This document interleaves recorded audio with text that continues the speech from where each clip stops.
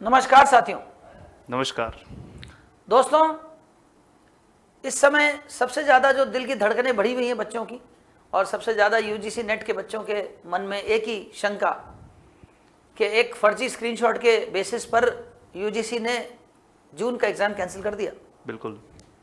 और अब जब सीबीआई ने ये कह दिया कि ये तो फर्जी स्क्रीनशॉट था और पेपर लीक नहीं हुआ, तो अब इनके दिमाग में ये आ गया कि ये तो गड़बड़ हो गई, लेकिन वो तो तीर कमान से निकल चुका। अब तीर कमान से निकल गया है तो इन्होंने तो डिक्लेयर कर दिया कि 21 अगस्त से 4 सितंबर के बीच में आपका री एग्जाम होगा शेड्यूल। अब बड़ी पशुपश की स्थिति है, दुधारी तलवार पे चल रही है यूजीसी भी, और बच्चा बेचारा सबसे ज्यादा ये इस बात से चिंतित है कि मेरा एग्जाम होगा, री एग्जाम होगा या नहीं होगा, है ना। तो दोस्तों, जैसा कि मैं हिमांशु सर से डिस्कस कर रहा था, और हिमांशु सर ने भी कल आपकी कल क्लास में, और मैंने भी आपको क्लास में इसी बात पर चर्चा की थी, और हम यही बात कर रहे थे कि दोस्तों बात यह है कि मैं आपको एक छोटा सा पिक्चर दिखाता हूँ, छोटी सी चीज़ दिखाता हूँ कि हम ये कहते हैं कि री एग्ज़ाम कैंसिल होगा या नहीं होगा। देखो बच्चों, जून का एग्ज़ाम कैंसिल हो गया। अब दो सिचुएशंस आपके सामने आएंगी, या तो एग्जाम होगा वापस और या नहीं होगा, है ना। एक बार मैं क्लास में भी ऐसे ही कह रहा था कि कोई चीज होगी या नहीं होगी, उस पर वो कहते हैं ना कि there is a problem, can you do anything about it, yes और no. If you can do anything about it then do it, why tension, why worry, and if there is nothing you can do about it then why worry. आप क्या कर सकते हो। तो या तो exam होगा या एग्जाम नहीं होगा, दो ही सिचुएशन होगी, है ना। अब एग्जाम अगर होगा तो पढ़ाई करिए और जेआरएफ अगस्त से सितंबर के बीच में एग्जाम दीजिए। हमारी पढ़ाई निरंतर चली रही है, यूट्यूब पर आपकी क्लासेस निरंतर चल रही हैं, आप उनको देखिए और निरंतर पढ़िए। और एग्जाम नहीं होगा तो अब दो सिचुएशन आती है।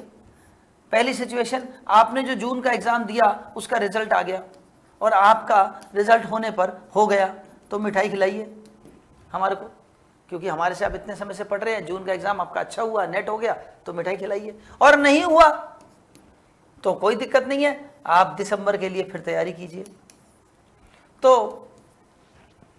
अल्टीमेटली देखा जाए तो आपके पास दो ही सिचुएशन बचती है, एक आप अगस्त के लिए पढ़ाई कर रहे हैं और एक आप दिसंबर के लिए पढ़ाई कर रहे हैं। क्या फर्क पड़ता है एग्जाम कैंसिल हो या नहीं हो, एग्जाम दोबारा हो या नहीं हो।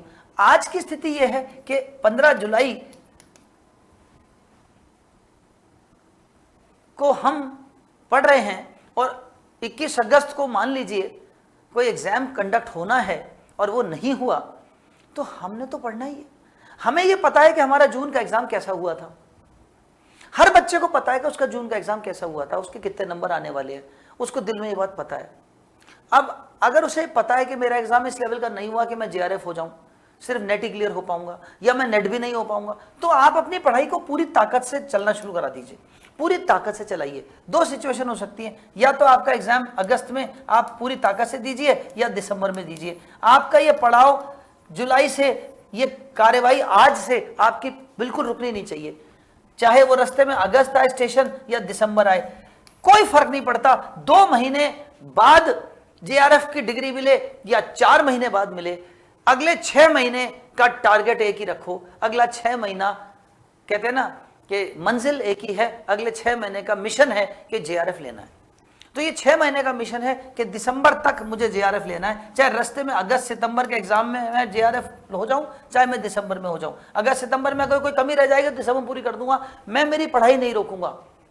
दोस्तों, दो ही तरीके होते हैं, रेस में आप भाग रहे हो और कोई रास्ते में परेशानी आ गई। एक मैंने देखा, एक ऐसा व्यक्ति होता है जो कल मैं क्लास में भी कह रहा था कि एक ऐसा व्यक्ति होता है जो दुनिया को कोस रहा होता है, सरकार को कोस रहा होता है, किस्मत को कोस रहा होता है, परिवार को कोस रहा होता है, अपने मित्रों को कोस रहा है, खुद को कोस रहा है, और बस इसी में समय निकाल रहा है। और दूसरा आदमी होता है जो तुरंत देखता है स्थिति बदल गई, परिस्थिति बदल गई, लेकिन मेरे साथ सिचुएशन यही है कि मेरी मंजिल मेरे सामने है, मैं उसको नजरों से ओझल नहीं होने दूंगा।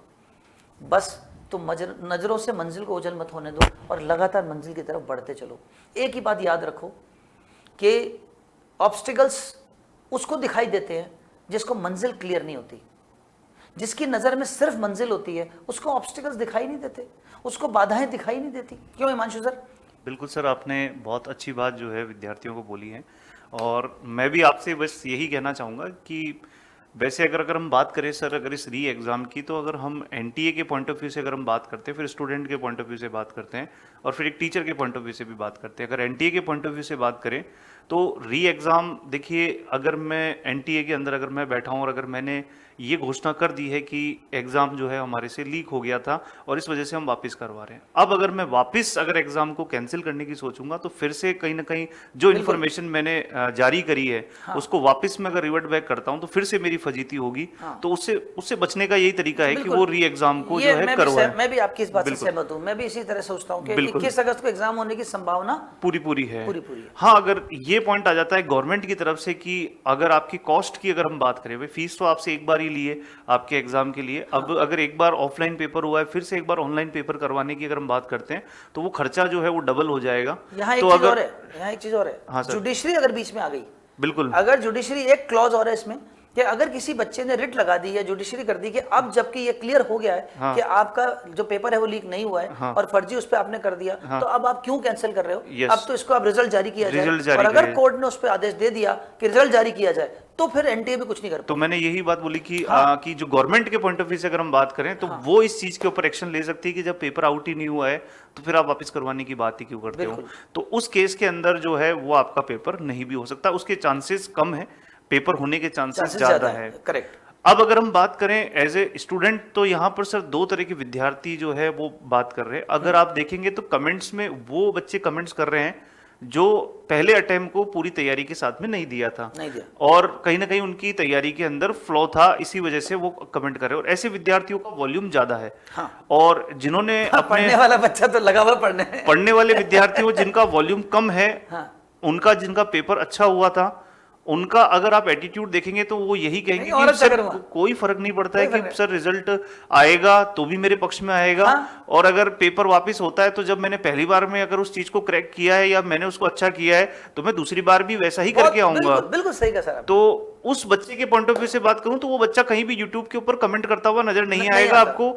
ये कमेंट करके टेंशन जो क्रिएट करने वाले जो बच्चे हैं वो कौन से बच्चे हैं जिनका पेपर अच्छा नहीं हुआ था या तैयारी अच्छी नहीं पढ़ाई करी ना आप कर रहे हैं। अब उसमें भी सर क्या है कि जैसे कि अगर 10 बच्चों का समूह है, उसमें से 8 बच्चे किसी सिचुएशन को लेकर टेंशन ले रहे हैं, तो 2 बच्चों को अगर टेंशन नहीं भी हो रही है तो उन्हें इस बात की टेंशन हो रही है कि हमें टेंशन क्यों नहीं हो रही है। जब ये 8 लोग टेंशन ले रहे हैं तो मुझे भी टेंशन लेनी चाहिए, मुझे भी एक बार तो कमेंट करके पूछना चाहिए कि सर मेरे को भी टेंशन हो रही, पेपर होगा या नहीं होगा। जबकि एक्चुअल में वो उसकी खुद की टेंशन नहीं है, जो बाकी लोगों के द्वारा क्रिएट की गई टेंशन है उसे वे अपनी मानकर वो कहीं ना कहीं उसे रिफ्लेक्ट कर रहा है। तो एक्चुअल में अगर आप ढंग से बैठ के सोचोगे तो टेंशन आपकी नहीं, टेंशन है एनटीए की।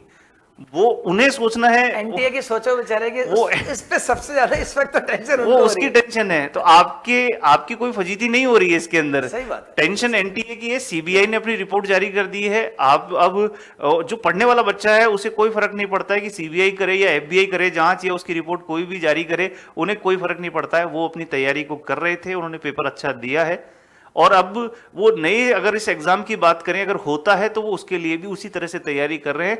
वो छोटे मोटे जो उनसे गलतियां हुई है, अच्छी बात आपने ये बोली ना, एक बच्चा आप इस लेवल पे तो खड़े ही थे ना। हाँ भाई 18 जून को आपने जो पेपर दिया उस लेवल तक तो आप थे ही, अब आप उससे ऊपर ही हो, नीचे थोड़ी हो, ऊपर ही और मेहनत करो, बेहतर करो। आपके पास में टेस्ट सीरीज को और अच्छे से देने का आपके पास में मौका है। अगर आपने 5 टेस्ट दिए थे तो अब आप 15 टेस्ट दे सकते हो, 20 टेस्ट दे सकते हो, और अपनी तैयारी को थोड़ा सा और क्या कर सकते हो, रिफॉर्म कर सकते हो। जो तैयारी जिनकी कमजोर थी उसमें भी सर 2 तरह के एटीट्यूड है बच्चों का। एक तो किसी कारणवश उनकी तैयारी नहीं हो पाई थी तो उन्होंने तो इसे मौका मानकर तैयारी में जुटे हुए हैं, और उन्हें जुटे रहना चाहिए। मौका मिलने के बाद में भी नहीं पढ़ने वालों का वॉल्यूम फिर से ज्यादा रहने वाला है, और वो क्रैक नहीं करेंगे, हमेशा ही ज्यादा रहेगा सर, क्योंकि वो हमेशा तो सिलेक्शन सिर्फ 6% का ही होना बिल्कुल है। सर, तो वो बिल्कुल 94% तो वही कैटेगरी रहने वाले हैं जो अपने आप को कोसेंगे, किस्मत को कोसेंगे, सरकार को कोसेंगे।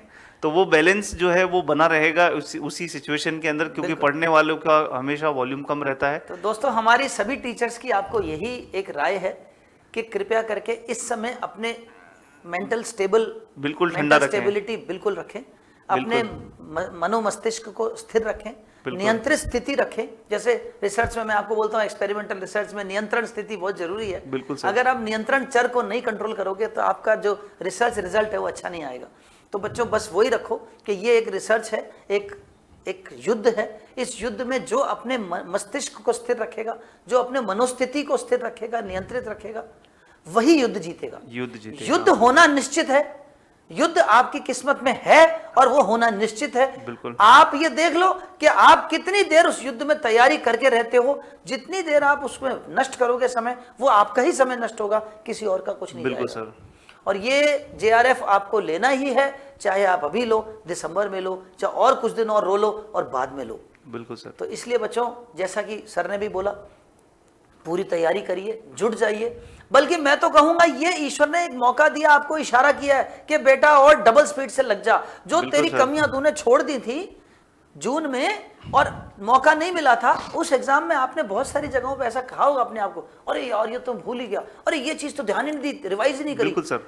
बस एज ए टीचर भी सर, हमारा भी जो अभी अप्रोच है वो यही है। हाँ। कि जो पेपर आपके शिफ्ट 1 शिफ्ट 2 के अंदर जो पेपर हुआ था, उसके अंदर जो क्वेश्चंस ऐसे लगे कि हाँ इस क्वेश्चंस के ऊपर अपन ने बात कम की थी या फिर इस तरह के मिलते जुलते क्वेश्चंस आ सकते हैं, तो आप भी देख रहे हैं कि क्लासेस में हम भी वही चीज डिस्कस कर रहे हैं। हमारी अप्रोच भी वही है, चेहरे पे एक मुस्कान रखकर और ये मानकर कि हाँ पेपर होने वाला है और पेपर होता है तो हम अपने आप को तैयार है। एक सैनिक जो है सर, वो अगर उससे अगर पूछें तो अगर सुबह भी युद्ध हो जाएगा तो वो रात को भी ये कहेगा कि अगर आप सुबह की जगह रात को भी अगर युद्ध होता है तो मैं तैयार हूँ, और अगर नहीं भी होता है तो मैं उसको क्या कहते हैं, उस स्थिति में भी सेना का ये रूल भी होता है कि युद्ध जब नहीं हो रहा होता है तो उससे ज्यादा तैयारी चल रही होती है। जो बिना युद्ध की स्थिति होती है उसमें सैनिक हमेशा तैयारी कर रहे होते हैं सुबह से लेकर रात तक, ताकि उन्हें हर पल युद्ध के लिए तैयार रहना है। बिल्कुल सर। रूल ये सेना में भी यही रूल सिखाते हैं। और सर जैसा कि ये सभी भावी अध्यापक हैं, तो मैं ऐसा मानता हूं कि ऐसी सिचुएशन से डील करने के अगर आप में अगर पेशेंस की बात करें तो वो आप में डेवलप ऑलरेडी हो चुका है। और आप जिस स्तर पे पहुंच चुके हो, अगर आप एक किसी 10+2 एग्जाम की तैयारी कर रहे होते तो आप में वो उथल पुथल आपके मन में वो जायज है, वो हो सकती है, पर आप जिस स्तर पे पहुंच चुके हो, आपके अंदर वो संयम, आपके अंदर वो पेशेंस, वो चीजें आप में डेवलप हो चुकी है। और नहीं हुई तो वो करना चाहिए, क्योंकि एक अच्छे टीचर की वही पहचान है। तो आप एक अध्यापक बनेंगे। मैं तो कह रहा हूँ ये मौका है, इस तरह की चीजें जब हमारे उथल पुथल आती है जिंदगी में, और ये इसे बम्स कहते हैं लाइफ के। बिल्कुल। तो ये लाइफ के स्पीड ब्रेकर्स हैं, ये लाइफ में आते रहने चाहिए ताकि ये हमको मजबूत बनाएं। तो आप अपने आप को बस मजबूत बनाए रखें और अपनी तैयारी में जुटे रहें उसी जोश, उसी उमंग के साथ में। Thank you so much. तो इसी के साथ आप सभी से विदा लेते हैं हम लोग, और हमारा सभी टीचर्स का आपको आशीर्वाद भी है, दुआएं भी हैं, और आपके साथ हम खड़े भी हैं, हर पल खड़े हैं, चाहे वो आज एग्जाम हो या कल हो या परसों हो। हम सैनिक बन करके अपने युद्ध की तैयारी करते रहेंगे। धन्यवाद। नमस्कार।